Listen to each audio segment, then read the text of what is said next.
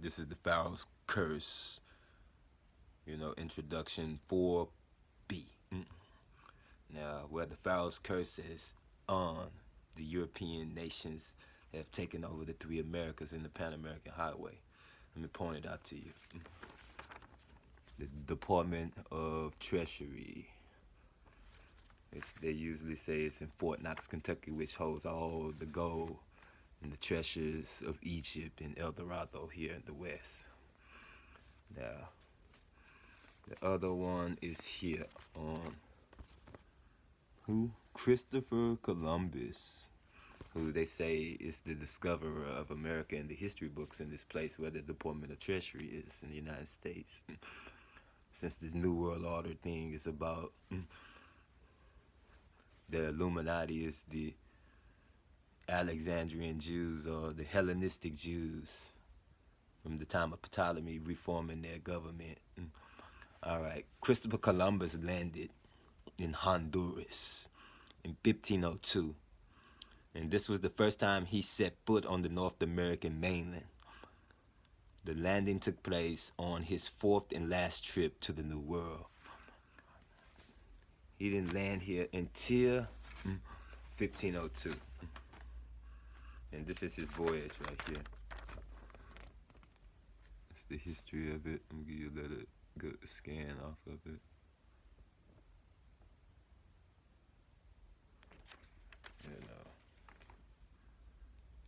Let me give you a briefing on it real quick. August the 3rd, 1492, Santa Maria Nina, the Pinta sailed from Palos, Spain. August the 12th, the ships reached San Sebastian in Canary Islands and stayed there until September the 6th. September the 9th, 1492, sailing westward, the fleet loses sight of land at nightfall. September the 16th, the crewmen see the first patches of floating seaweed in mid-ocean.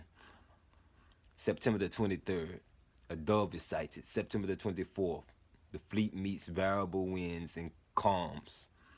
Sailors believe they sighted land, but find they are mistaken. October the 7th, ships complete 3 weeks with no sight of land.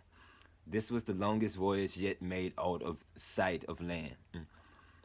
October the 10th, the sailors are on the point of mutiny, but agreed to sail on for 2 or 3 more days. Start right there, because they say the Aztecs and the Incas and the Maya and all that shit were cannibals, and they were just eating people, taking the hearts out of people and eating them, but that wasn't true. Now you see right here, I say the people on the ships with Christopher Columbus, they had the mutiny. They didn't have any food to eat.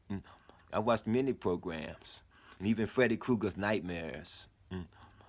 On one of the Freddy Krueger movies, Freddy Krueger sailed across the sea in 1493. In 1494, Freddy Krueger came back looking for Mo, okay?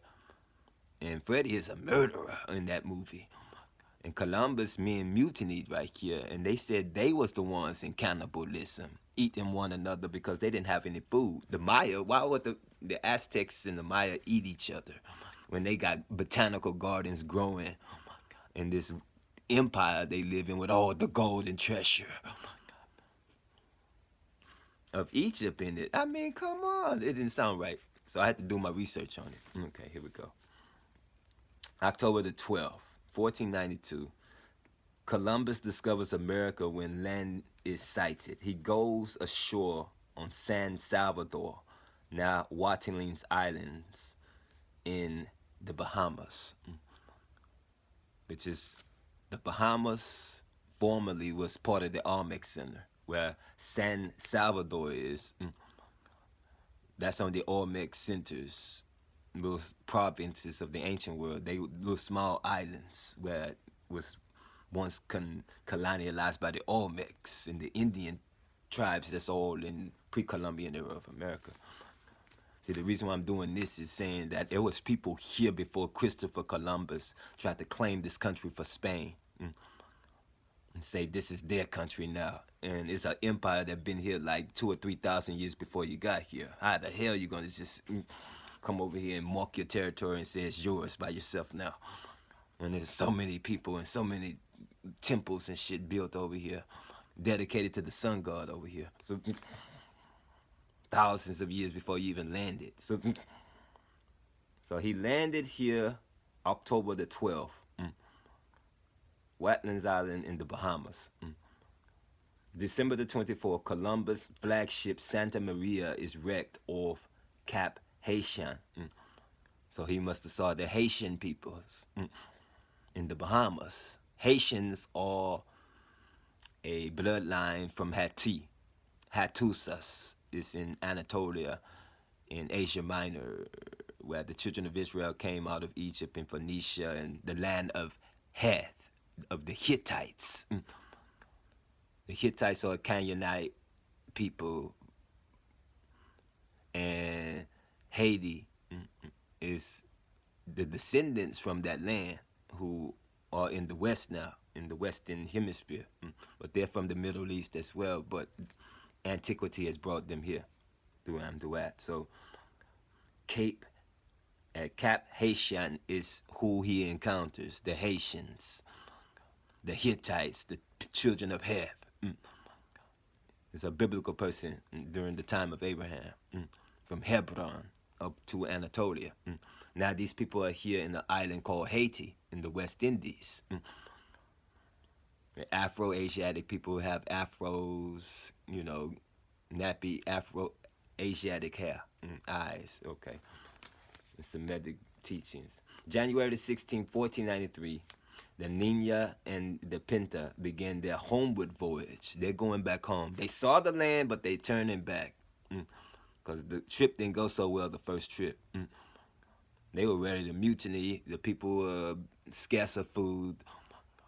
They would eat rats off of their ship. They'd find a rat and cook it and try to eat it because they were so destitute on the ships. Leaving Spain, okay, and they run out of money on their voyage to America. It took so long for them to get there, and they've only discovered it because a storm system blew them over here from the North Atlantic some kind of way. Now they are going homeward on January the 16th, 1493. January the 23rd, the two ships crossed the path of their outbound voyage. February the 8th, these ships meet strong headwinds. February the 12th, a great storm endangers the Nina. February the 13th through 14th, the Nina and the Pinta are separated during the night by the storm. So they became separated and lost contact with each other, and they don't have wireless technology to call one another or signal one another and let each know where I'm at now.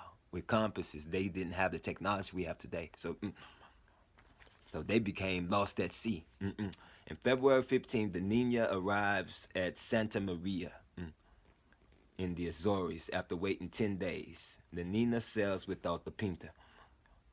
March the 3rd, the Nina reaches Lisbon and stays there 10 days.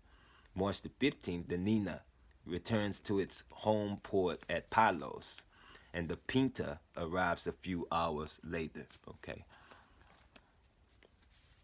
So it says, the voyage of America, Columbus departed from San Lucar, Spain on May the 30th, 1498.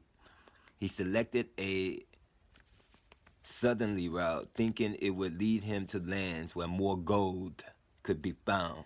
The fleet ran into the doldrums around 9 degrees north latitude and was becalmed for 8 days while the men suffered from the heat. So the Europeans couldn't take the heat. Then the southeast trade wind sprang and carried the 3 ships to the island of Trinidad in Porto, Spain. Trinidad in July the 31st, sailing through the treacherous Serpent's Mouth of Trinidad. They crossed the Gulf of Paria to the coast of Venezuela. In one of the little harbors on the Paria Peninsula, probably Yucua. On August the 5th, 1498, Columbus went ashore, possibly the first time since the 1000s the Europeans set foot on the American continent. He just set foot on it, okay? That's all he did is put his foot on the land, and he didn't conquer it. It wasn't his. He just found something. I discovered it. Okay.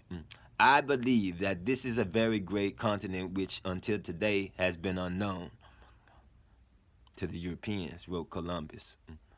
In his journal, he called the continent an other world. Columbus in disgrace. The prediction of Columbus proved true, but it did not help him. He found the Hispaniola colony seething with discontent because there was not enough gold to make everyone rich in a year. The Spaniards claimed they could not eat Indian food. The Indian food, they wouldn't eat it. So the Indians were not cannibals when they first met Columbus. They were not pulling people's hearts out and sacrificing them. That came later because of the evil that the Europeans came to do. So, but the Spaniards claimed they could not eat Indian food, like corn and cassavas. He tried to quiet the rebels by giving them land and let them enslave the Indians to work it. They came over to enslave the Indians and forced them to work for the Spaniards. But that failed to satisfy many. Large numbers went home where they demanded back pay, and the admiral's head, Columbus's son Diego, and his second son Ferdinand, whose mother was Beatriz Enrique de Harana, were pages at court. Whenever they appeared on the streets, they were followed by a gang of rascals scouting. There go the sons of the admiral of the mosquitoes. That's what they call Columbus's crew and his son, the mosquitoes. The admiral of the mosquitoes, of whom discovered lands of vanity and delusion, the grave and ruin of Spanish gentlemen. In the 1500s, year 1500, King Ferdinand and Queen Isabella sent Francisco de Bobadilla to settle the troubles at Santo Domingo, and new capital of Hispaniola. He put Columbus and his two brothers in chains and shipped them to Spain for trial. And there they were released by order of the king and queen. But Ferdinand and Isabella sent old Ovando as governor of Hispaniola. Ovando took a fleet of 30 ships and 1,500 new colonialists. We're going to stop right there. We're going to pick up on it on the next program. But what I want to say is, the curse of the Pharaoh is on the Spanish for the atrocities that they have done at sea from the courts of Imperial Spain. What I want to do is give a brief